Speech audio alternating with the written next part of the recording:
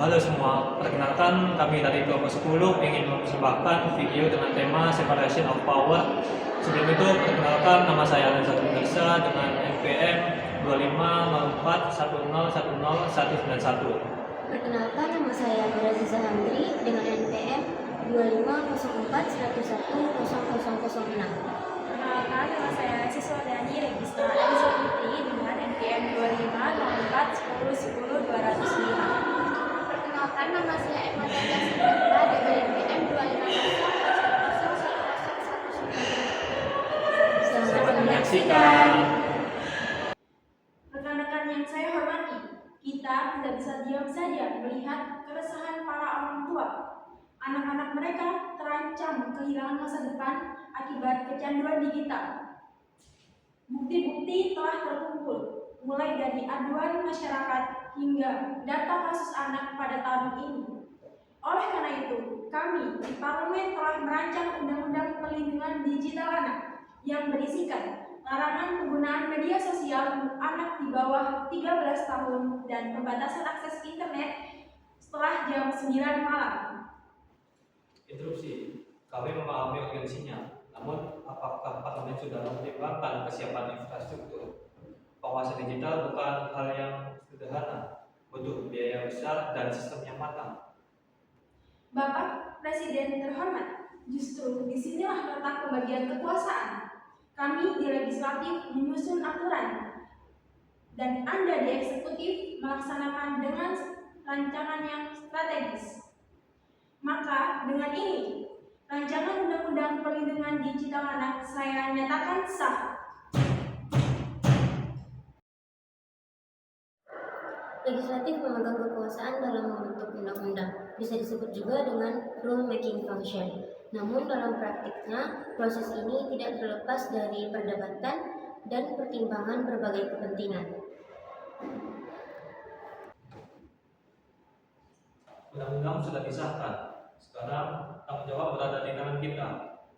Namun kita tidak sedang menghadapi sistem kecil, melainkan berhadapan dengan jutaan pengguna internet dan ribuan penyedia layanan digital di Indonesia. Oleh karena itu, kita akan mulai dengan langkah bertahap, dimulai dari pembatasan akses otomatis untuk akun anak di bawah umur, peringatan kepada platform dan penyedia layanan internet, hingga pengawasan aktivitas digital di ruang publik seperti warnet. Saya tegaskan, ini bukan sekedar himbauan. Jika masih ada pelanggaran yang membahayakan anak-anak, maka kita akan masuk ke tahap sanksi administratif. Dan jika masih diabaikan, pencabutan usaha akan menjadi langkah terakhir. Tunggu Bapak Presiden. Undang-undang yang dikeluarkan untuk pembatasan, bukan untuk menekan para pelaku usaha secara berlebihan. Justru kami yang akan menghadapi realita di lapangan. Tanpa tindakan tegas, aturan tidak akan dipatuhi. Tetapi, tindakan Anda berpotensi untuk melanggar apa yang telah diatur dalam undang-undang. Kami tidak berniat melampaui kewenangan, tapi kami juga tidak bisa membiarkan aturan ini hanya menjadi simbol tanpa dampak. Eksekutif memegang kekuasaan dalam melaksanakan undang-undang, bisa disebut juga dengan rule application function. Namun dalam praktiknya, pelaksanaan ini sering menghadapi dilema antara efektivitas dan batas kewenangan. Yang mulia, kami tentu saja tidak menolak perlindungan anak. Namun, perlu kita semua ketahui bahwa kebijakan ini akan sangat berdampak bagi masyarakat luas, mulai dari sektor pendidikan hingga sektor perekonomian.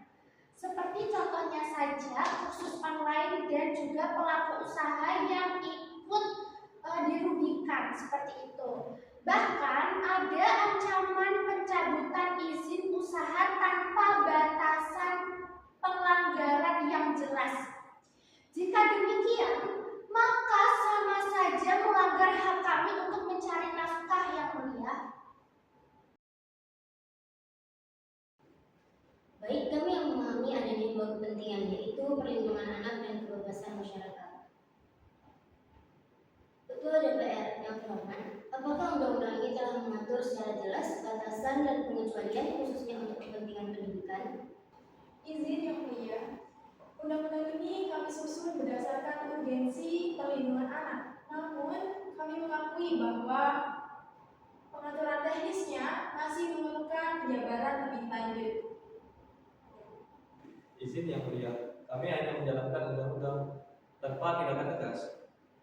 Kebijakan ini tidak akan efektif di lapangan.